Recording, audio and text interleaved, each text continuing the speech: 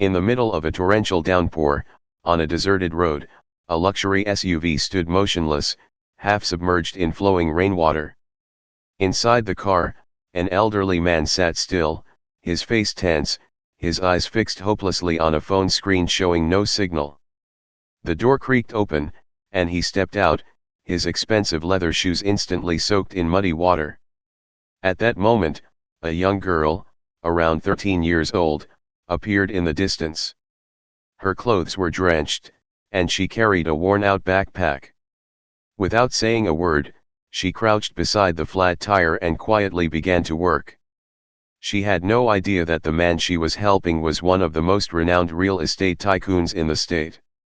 And from that moment on, her life would take a turn no one could have ever predicted. Mr. Harold Bennett, 68 years old, was one of the most prominent real estate moguls in the state. His entire life revolved around billion-dollar deals, towering skyscrapers, and lavish wine parties where the elite gathered. But today, he found himself helpless, sitting in his luxury SUV in the middle of a desolate suburb, with a flat tire and a phone showing zero signal. Outside, the rain poured relentlessly, turning the landscape into a blur of white. The air conditioning hummed quietly, but it couldn't chase away the dampness and discomfort seeping into everything. Harold folded his arms, leaned his head back against the seat, and sighed. He wasn't used to waiting, or feeling powerless, especially not in an unfamiliar place like this. For a brief moment, he felt small, lost, and completely out of control. Through the curtain of rain, a small figure slowly came into view. It was a young girl, about 13 years old, her school shirt darkened with water, her sneakers muddy and soaked. She walked slowly, a worn-out backpack swinging behind her, one hand instinctively covering her head. Seeing the car stalled in the middle of the road and the man inside clearly distressed, she stopped, tilted her head slightly, then walked closer. "Is your car broken, sir?" Her voice was clear and steady, despite being soaked to the bone. Harold rolled down the window, surprised and slightly wary. "Flat tire, and I don't have the tools to change it." "My phone doesn't have a signal either," he admitted, his voice dropping with fatigue. Without another word, the girl, Arya, placed her backpack on the curb and unzipped it. She pulled out a dry cloth wrapped in plastic and a pair of thin rubber gloves. "I know how to change a tire. Do you have a spare?" she asked, her tone serious, like this was something she did all the time. Harold opened the trunk, still in disbelief. As he stood there, unsure of what to do, Arya had already knelt beside the wheel and began working in silence. She removed the cover, loosened the bolts, lifted the old tire, and fitted the new one. Her movements were quick, firm, and precise. The rain kept pouring, her hair plastered to her face, but her eyes remained calm and focused. Harold stood still, holding an umbrella that barely shielded him from the wind and rain. He couldn't take his eyes off her. Part of him still couldn't believe this was real. A child, not knowing who he was, in the middle of a storm, willingly helping a complete stranger, without hesitation. In those brief 3 minutes, Harold Bennett, a man who thought he'd seen everything the world had to offer, felt something he hadn't felt in a long time, deep, honest confusion in the face of a simple act of kindness. And this, he would soon realize, was only the beginning. Once the new tire was securely in place, Arya stood up, brushed her hands off, and smiled, a simple, natural smile, as if she had just finished a routine chore. Without waiting for Harold to say anything, she carefully folded her gloves, tucked them back into her backpack, and prepared to leave. Still stunned, Harold fumbled to pull out his wallet. He took out a few bills and extended them toward her. "Here, take this. I truly appreciate your help." But Arya simply shook her head and took a step back. Her voice was calm, yet firm. "I didn't help you for money. I just saw that you needed help." Harold froze, hands still holding the money, unable to respond. Arya gave him a polite nod, turned away, and walked off without another word, without looking back. Her small figure slowly disappeared into the downpour, just as silently as she had arrived. Harold stood motionless. It felt like a cold gust of wind had passed through him, not from the rain, but from something much deeper. Something in her quiet departure left him feeling strangely hollow. He had never met anyone like her before, and certainly had never been refused when offering help in the form he understood best, money. He slowly climbed into his car and started the engine, but his eyes remained fixed on the fading silhouette in the distance. The entire drive home, he didn't turn on the radio as he usually did. Instead, he sat in silence, gripping the steering wheel, his mind replaying the brief encounter again and again. Such a small act, yet it shook him, this man who had traveled the world, met people from all walks of life, and navigated countless negotiations. In business, kindness often came with terms, with expectations. But this girl was different. No name, no demands, no ulterior motive, she helped simply because she could. That night, in his vast and quiet mansion, dinner was laid out as usual. A perfectly cooked steak, a glass of aged wine. But Harold didn't touch any of it. He sat in silence, gazing into the distance. The expensive paintings on the wall, the soft golden lighting, the plush carpet underfoot, it all felt unfamiliar, almost cold. His mind drifted back to his younger years, to the days when he lived in a poor rural town, where people helped each other without asking why. He thought of his mother, who once split her meal with a passing stranger who looked hungry. Of his father, who taught him that kindness is the one thing no one can take from you. How long had it been since he had remembered those things? Probably far too long. A strange feeling crept into him, not quite sadness, not quite nostalgia. It felt like a faint flicker of light, barely visible, yet persistent. As if something was awakening within him, something buried under years of habits and power. A stranger, a rainstorm, and a single small act, enough to stir something he had thought he'd lost forever. The next morning, Harold woke up earlier than usual. He didn't read the newspaper, didn't sip his coffee, didn't open his laptop like he always did. Instead, he put on a coat, left his mansion, and drove back to the road where the young girl had helped him the day before. One thought consumed his mind: he had to see her again. There was something he hadn't said, something he needed her to hear. The sky was still overcast, the air thick with moisture from the night before. Harold drove slowly, his eyes scanning every corner, hoping to spot a familiar figure. He stopped at a gas station, at a small roadside grocery store, and at a bus stop where a few people were waiting. But each time he described the girl, they either shook their heads or said they hadn't seen anyone like that. He was beginning to feel a tinge of disappointment.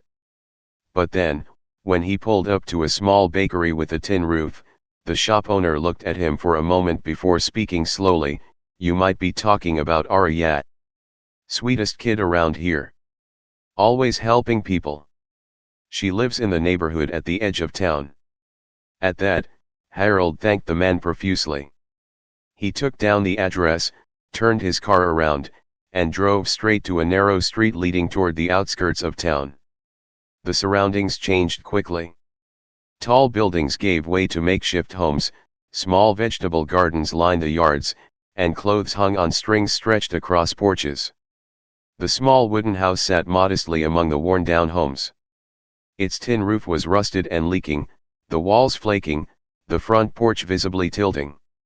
Yet, two potted plants at the entrance had been lovingly cared for. Harold parked his car, stepped out, and stood still for a few seconds to gather himself. He didn't know exactly what he would say, only that he had to say it. He knocked gently on the door. A moment later, it opened just a crack. A woman in her 40s appeared, thin, tired-looking, but with alert, intelligent eyes. Seeing Harold, dressed neatly and holding nothing but a sincere expression. She paused.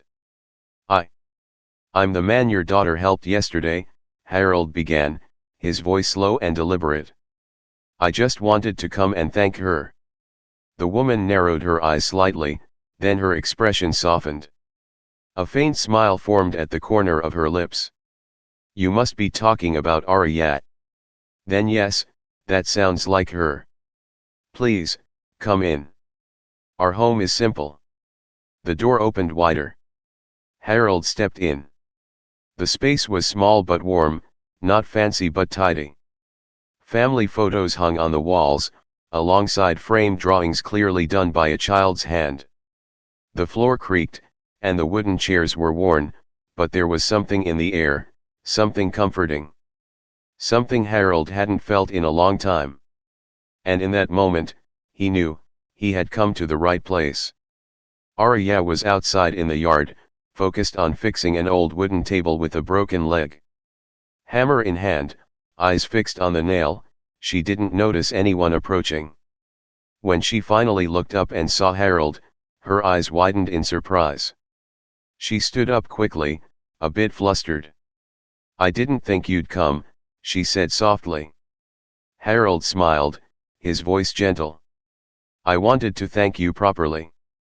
Arya wiped her hands on her pants, standing tall, her eyes clear and calm. I don't help people to be thanked. I just do it because I think it's the right thing to do. Harold fell silent. In that moment, his heart felt heavy. Such a simple statement, yet it struck him more deeply than any speech he'd ever heard. That kind of purity, that kindness, it came from a place no amount of money could ever buy. They sat down on the old wooden steps. The world around them was quiet, with only the soft rustle of wind and the scent of freshly cut grass in the air. Harold turned to her and asked gently, Do you like working with your hands? Arya nodded, her eyes lighting up. I want to be a construction engineer. I like seeing people build something out of nothing. Like this table, or a house. Harold nodded back, listening as if she were a professional presenting a major project. He had never heard anyone talk about their dream with such innocence and determination. A few moments later, her mother came out, carrying 2 glasses of water. She sat beside them and began to share the challenges the family had faced since her husband passed away. Unsteady income, rising expenses, and a daughter who tried her best to grow up quickly to help her mother shoulder it all. Harold sat in silence for a while. Then he spoke. He shared memories of his own difficult childhood, of a rickety wooden house he once called home, of mornings spent walking miles just to get to school. I used to live in a place a lot like yours, he said, eyes drifting toward the horizon. In the midst of that conversation, he realized something inside him was shifting. A feeling not quite clear, but powerful. As if life was reminding him that there was still something meaningful left for him to do. And it would start right here. As he stood to leave, Harold turned back to look at the little house once more. Though worn and weathered, under the fading afternoon light, it seemed to glow in a way that made it feel almost magical. He looked at Arya, then at her mother, his eyes filled with sincerity. I'll be back, he said, his voice low but firm. It wasn't a casual promise, it was a commitment, spoken from the deepest part of his heart. On the drive back, Harold didn't hesitate. The moment he got into the car, he pulled out his phone and began making calls, one to his assistant, one to an architect he'd worked with before, then to the contractors he trusted most. His voice was urgent yet decisive. Each word carried the energy of a man who had just discovered something worth doing, after years of living for strategy and profit alone. He didn't offer much explanation. He simply told them this wasn't charity, and it certainly wasn't pity. He needed a plan, thoughtful, practical, and carried out with absolute respect. Because what he wanted to give wasn't a handout, but an opportunity. A response to the kindness he'd received from a girl who hadn't known his name. That very night, the plan to renovate Arya's entire home was drafted. Harold examined every detail with care, from building materials to the layout of each room. He didn't just want the house to be more beautiful. He wanted it to be warm, functional, and to fill Arya and her mother with pride every time they stepped inside. 1 week later, the quiet neighborhood stirred with excitement. From early morning, trucks carrying supplies arrived, along with a crew of workers in safety helmets, blueprints in hand, and tools buzzing to life. Neighbors gathered to watch, some curious, others amazed. Arya's mother stood frozen in the front yard. She couldn't believe what she was seeing. New doors, stacks of timber, the sound of saws echoing through the air, it felt surreal. Her hands trembled as she clutched the hem of her shirt. "You're really doing this?" she whispered. Harold turned to her, his gaze calm but filled with depth. "I'm not the one helping you," he said softly. "It was your daughter who helped me remember who I used to be." Arya stood beside her mother, eyes still wide in disbelief. She didn't know what to say. Part of her felt happy, another part overwhelmed. "I didn't do anything special," she murmured, almost to herself. Harold turned toward her and gently placed a hand on her shoulder. He smiled, his voice warm and certain. "You may not see it, but you changed me." For the first time, Arya felt something rise in her chest. It wasn't just about the house anymore. She realized that a small act she thought was insignificant had grown into something far greater than she could have imagined. Within just a few days, the old wooden house began to transform. The foundation was reinforced, the roof replaced, and the peeling walls were replastered solidly. A small study room was added to the back, complete with a sunlit window and empty bookshelves waiting to be filled. The front yard was redesigned into a vegetable garden and a quiet sitting area. Arya followed every step closely. She didn't just watch, she asked questions non-stop. "What's the cement mix ratio here? How much weight can that crossbeam hold? Why use this type of wood instead of plywood?"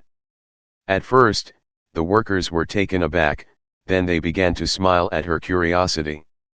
An older worker, noticing her intense interest, pulled out the blueprint. "Want to try reading a construction plan?" he asked. Arya's eyes widened.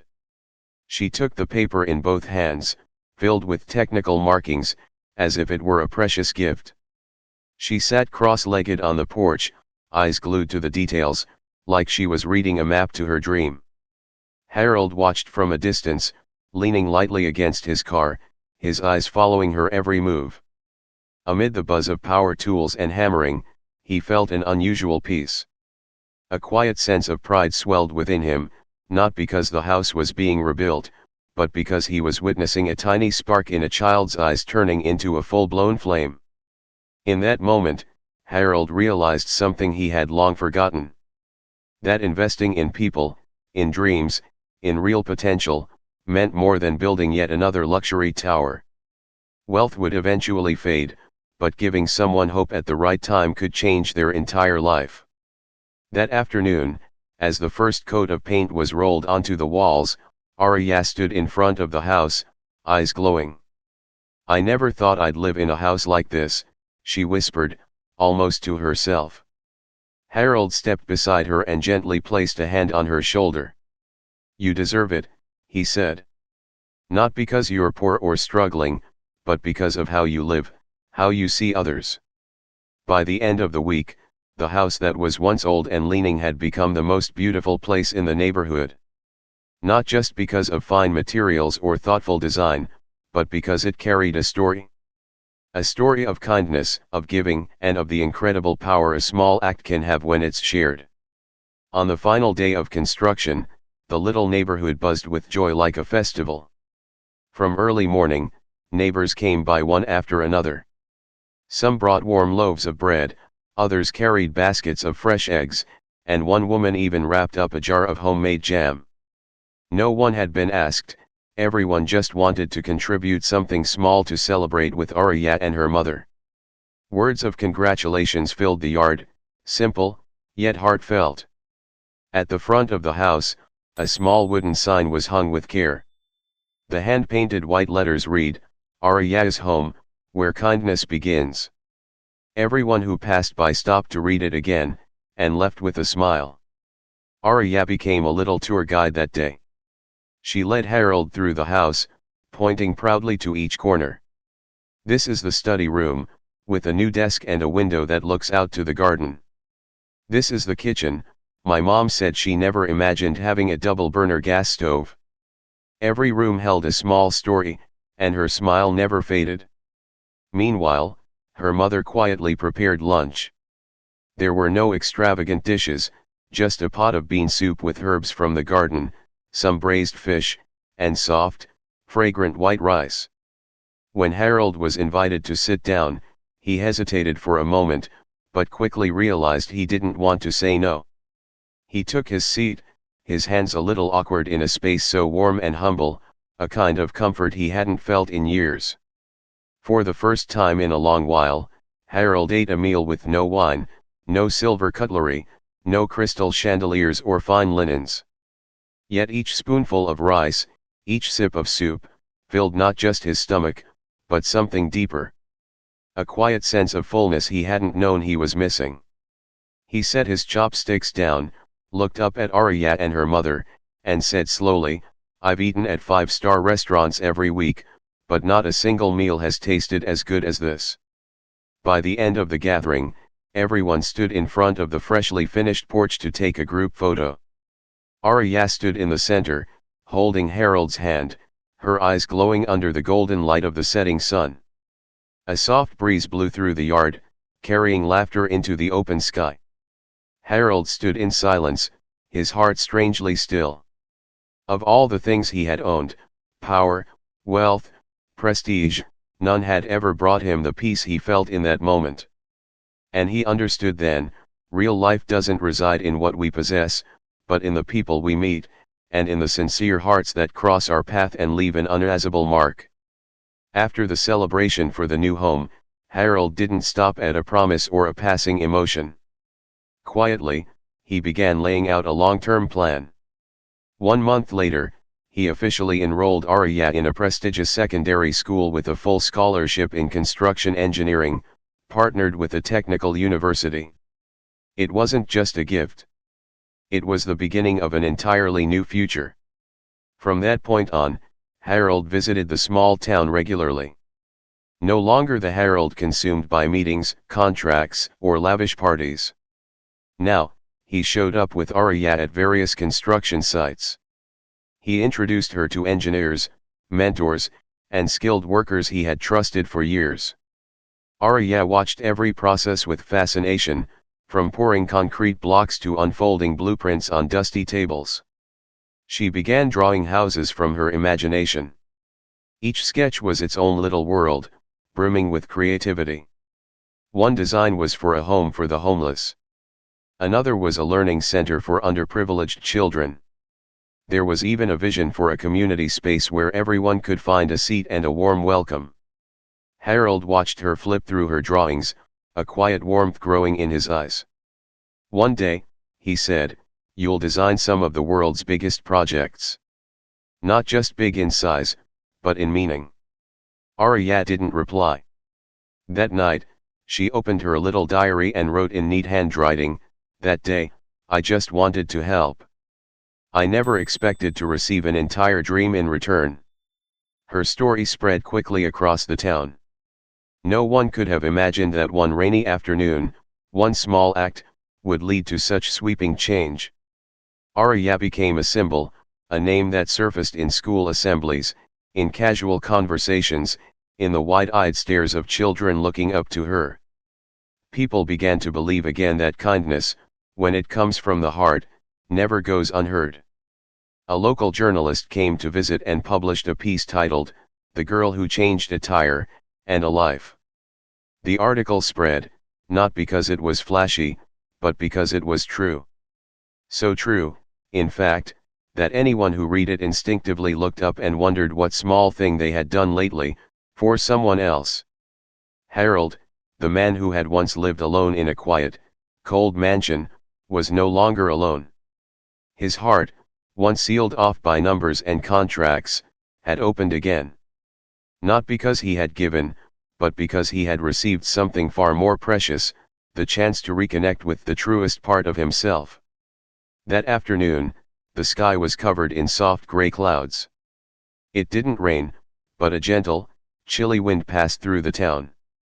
Before Harold left for a long business trip, he stopped by Aria's house one last time. He wasn't there to say anything grand, just to say goodbye. But to his surprise, she was already waiting in the yard, holding something small, carefully wrapped in cloth. Aria walked up to him, her eyes warm yet serious.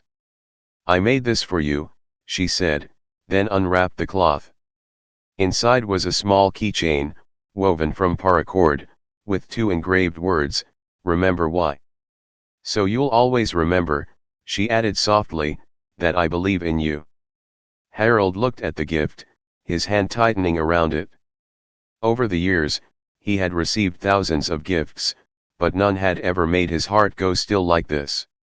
Without a word, he pulled her into a hug. His arms trembled slightly. And for the first time in many, many years, Harold Bennett cried. Not out of pain. Not out of regret. But because he knew he had just received something deeply real from someone small but incredibly strong. "You helped me understand," he said, voice choked with emotion, "that true wealth isn't about how much you have, but about how much you give." They sat together afterward on the porch steps, their legs swinging gently, eyes turned toward a sky now sprinkled with stars. For a while, neither of them spoke. They just listened, to the wind, to their own hearts beating a little slower than usual. Then Arya spoke, her voice like a breeze. "Someday, if I become successful, I'll help someone too. Just like you helped me." Harold turned to look at her, but didn't respond immediately. He simply smiled, then nodded, slowly, as if to memorize every detail of that moment. "I believe you will," he said. And he truly meant it. The video fades right there. An old man with silver hair. A little girl with curly hair. 2 generations, 2 different lives, sitting side by side on the steps of a once broken home, now renewed. No music. No closing lines. Just the soft glow of a porch light, and a quiet hope shining from 2 hearts that had both given, and dared to receive. There are encounters that last only a few minutes, yet leave a lasting imprint on our entire lives. There are people who appear only once, yet change the way we see the world, and ourselves. And there are small, simple acts that quietly open up a brand new path for both the giver and the receiver. In a world where everything seems to have a price, where kindness is sometimes met with doubt, an unconditional gesture remains one of the most precious gifts. It doesn't need to be grand, or celebrated, it just needs to be genuine. Because it is exactly that quiet, sincere goodness that creates real miracles. The kind that endures. The kind that can change a life, or many. If you also believe that a small act can lead to something extraordinary, please share this story with others. Don't forget to leave a comment, hit like, and subscribe to the channel, so we can continue spreading kindness, one story at a time. Because sometimes, all it takes is a warm heart to warm the world.